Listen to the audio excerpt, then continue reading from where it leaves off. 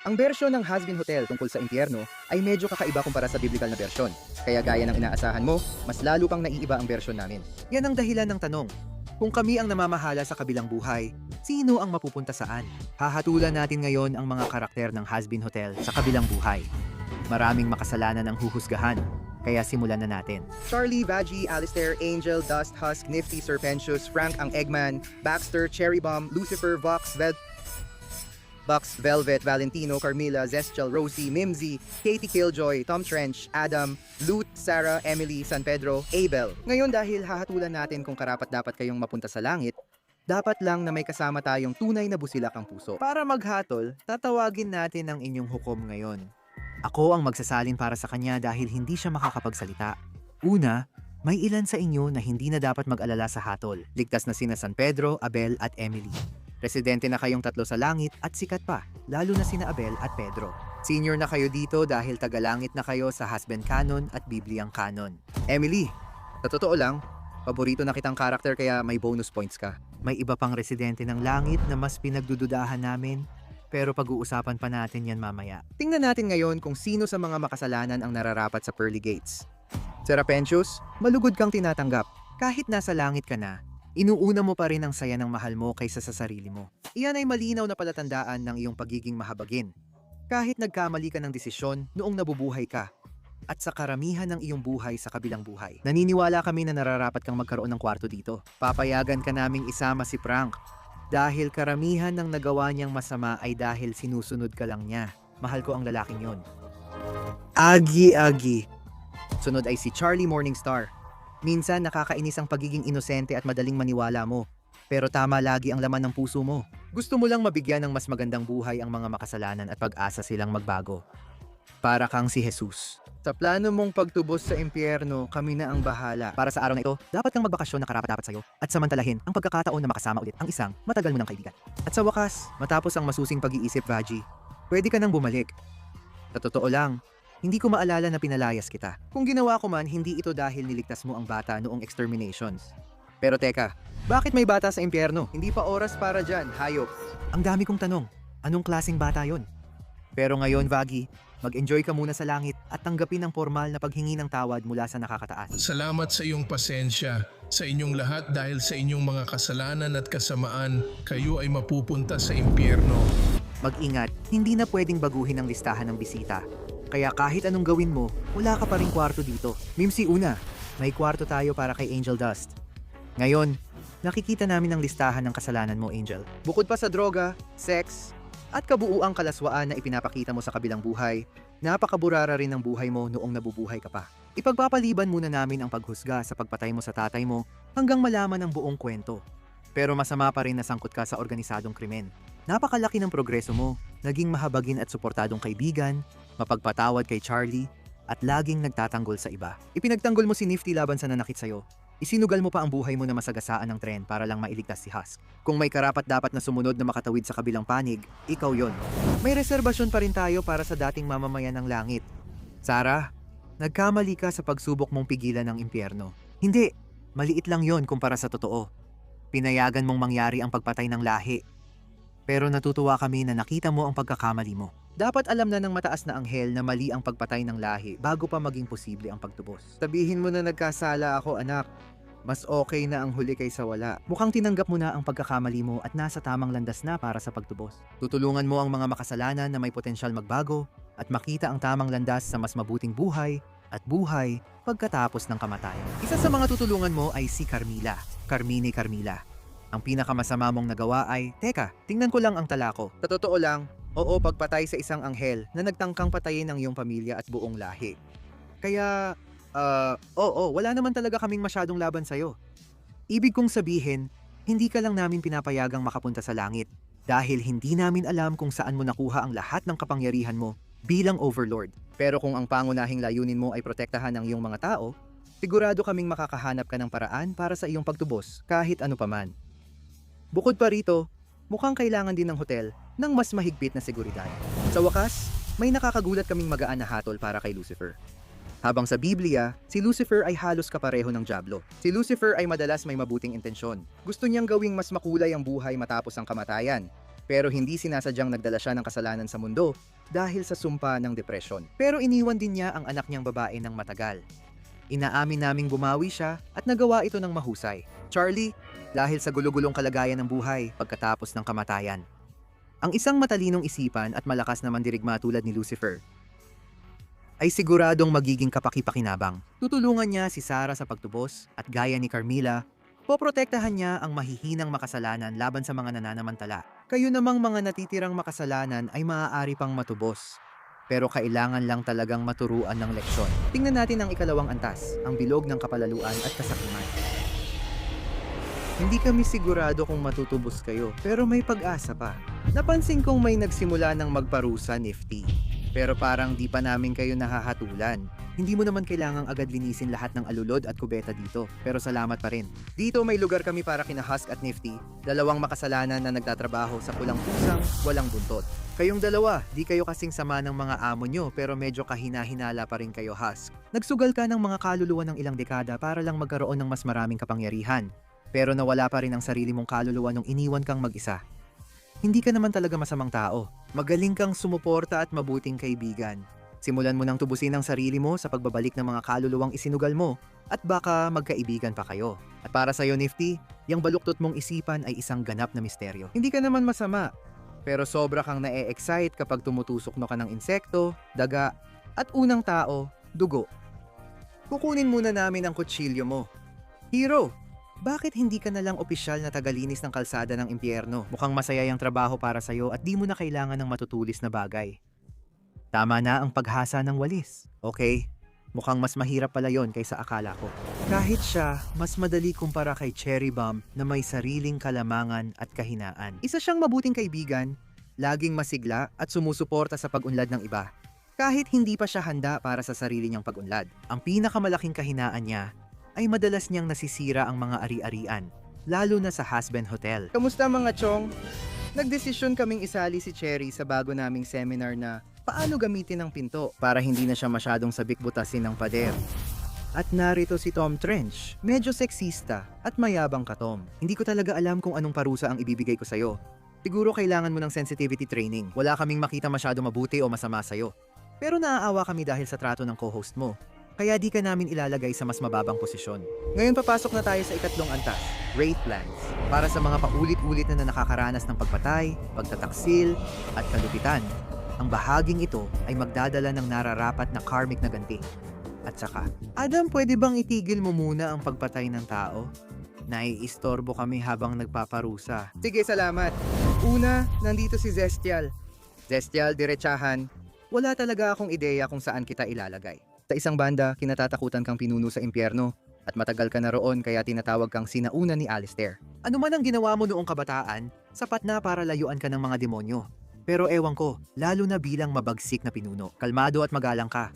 May mga pagkakamali kang dapat itama, pero nagsimula ka na sa pagiging mahinahon. Magandang hapon. Parurusahan ka namin ng community service at mga simpleng trabaho para mapalapit ka sa mga tao at mabawasan ang takot nila sa'yo. Mimsy, namuhay kang makasarili at sa di malamang dahilan, mas naging makasarili ka pa sa kabilang buhay. Nilalagay mo sa panganib ang buhay ng iba para lang masolusyonan ang sarili mong mga problema. Hindi ka kasing sama ng iba sa impyerno, pero hindi ka rin banal. Kaya paparusahan ka namin gamit ang pinakamalalang bangungot mo, ang managot sa sarili mong ginawa. Madaling gupitin at cute. Simula ngayon, ikaw na ang aayos sa mga problema mo, lalo na sa pagbabayad ng utang. Basta ginagawa mo ang kaya mo, maliligtas mo ang sarili mo. Baka payagan ka pang bumalik sa hotel matapos ang isang taos-pusong video ng paghingi ng tawad. Panghuli, si Baxter, bagong miyembro ng hotel, ay kabilang sa kategoryang ito. Baxter, hindi pa kita gaanong kilala, pero mukhang safe sabihing gago ka. Hindi ka gumagawa ng ethical na eksperimento sa mga insekto, hayop at pati na rin sa mga itlog na lalaki, at wala kang ipinapakitang awa kapag sila ay nahihirapan. Isa akong biosyentista sa impyerno. Sa totoo lang, hindi namin nakikita na may malaking potensyal ka para sa pagtubos dito. Pero sa kaunting kredito sa'yo, handa ka pa ring subukan na mahuli ka. Kahit para lang sa siyensya o kung ano paman. Ang pagiging bukas sa pagbabago ng iyong mga gawain ay isang magandang katangian.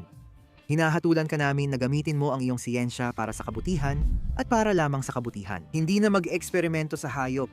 Sa halip, maghahanap ka ng pinakamasarap na kendi o pinaka-epektibong gamot.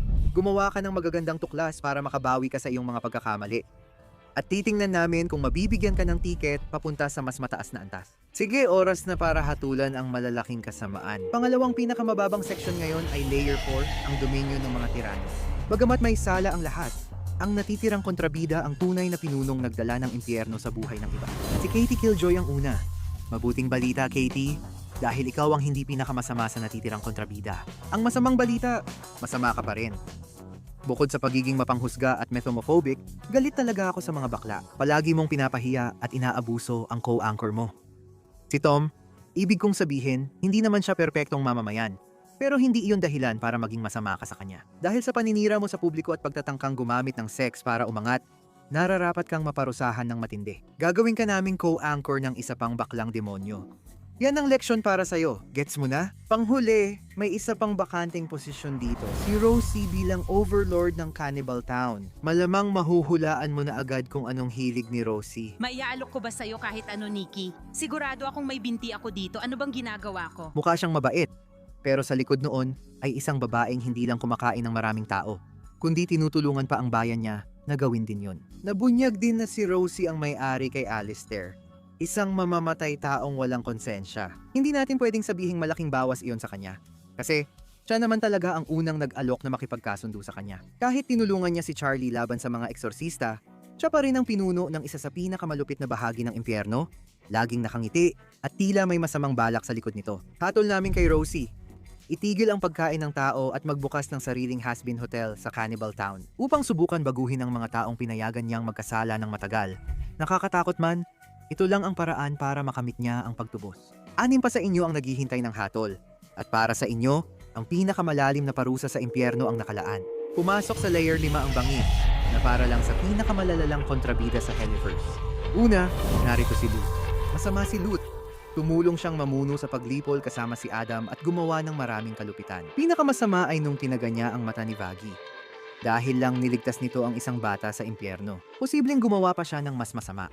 Kahit pinatigil ni Sarah at ng tagapagsalita ng Diyos ang paglipol, nagplano pa rin si Lute na digmaanin ang impyerno. Kahit kailangan niyang kumilos mag-isa, si Lute ay tahasang nagre-rebelde laban sa Diyos.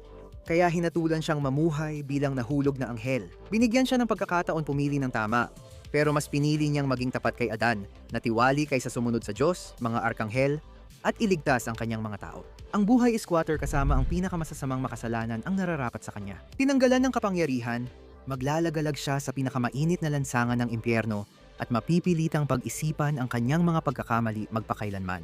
Bibigyan pa rin namin siya ng karapatang makasama si Adan, pero pag-uusapan pa natin ito mamaya. Una sa lahat, narito si Velvet, ang hindi gaanong masama sa mga V, kahit na hindi naman yon kalakihan. Nasa pinakamababang antas pa rin siya.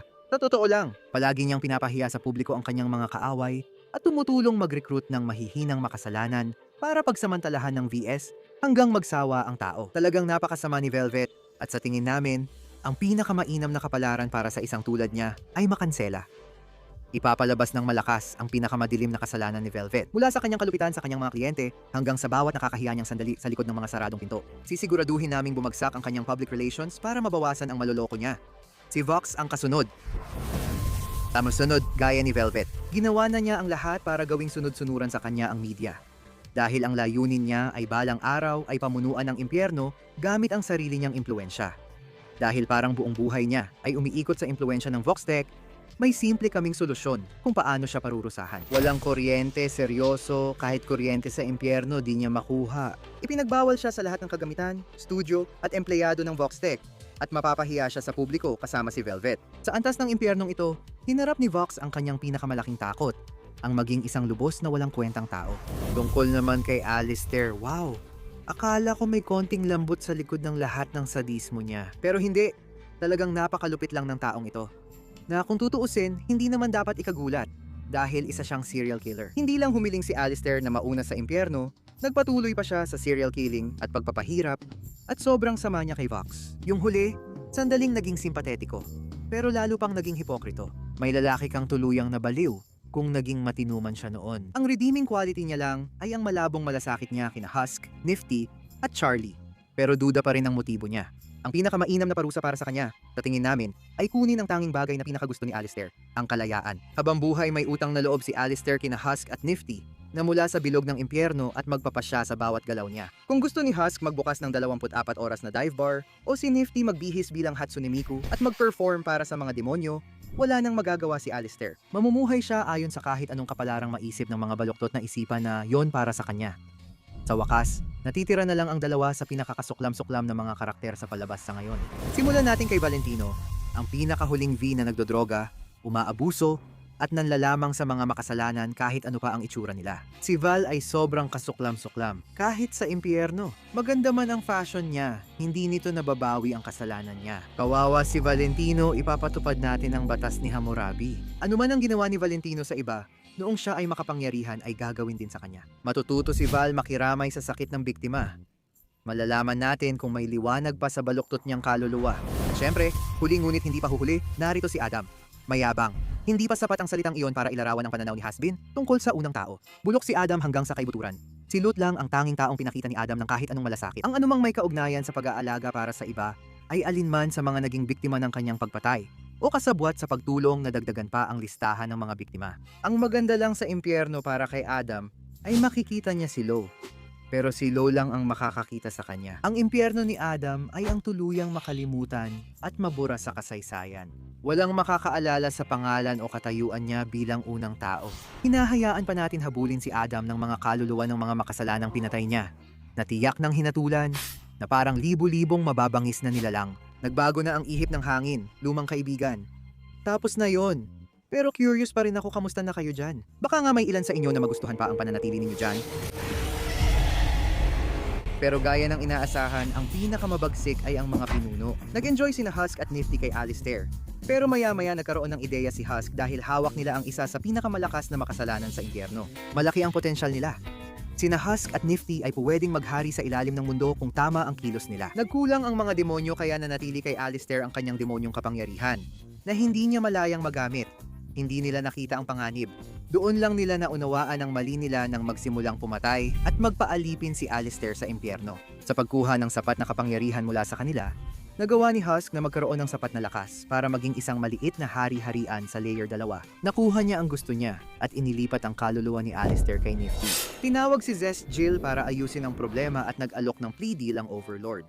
Kapag ibinalik ng mga pinuno ng impyerno ang kanyang kapangyarihan, tatalunin niya si Alistair kapalit ng pamumuno sa impyerno. Pumayag ang mga demonyo na ibalik ang kapangyarihan ni Zestial kapalit ng pagtalo kay Alistair, pero sa lobby lang siya pwedeng manatili. Pumayag si Zestial at hinamon si Alistair sa tunggalian. Dahil sa hindi mahulaan ng bagong co-owner, nalampasan ni Nifty si Zestial, ang dating Diablo. Nang makita ng iba pang nilalang sa impyerno na natalo ni Alistair si Zestial, sumunod sila agad sa kanya. Hindi nila alam na si Alistair ay isang haring sunod-sunuran sa pinakapayak na kahulugan. At para kay Nifty, isa lang itong nakakatawang laro para sa buong impyerno. Di alam kung bakit naging ika-24 ng Hulyo Anime Catgirl Dance Party ang pinakamababang antas ng impyerno buong gabi. Pero ganyan ang kwento ni Nifty, ang pinakatakot na overlord doon.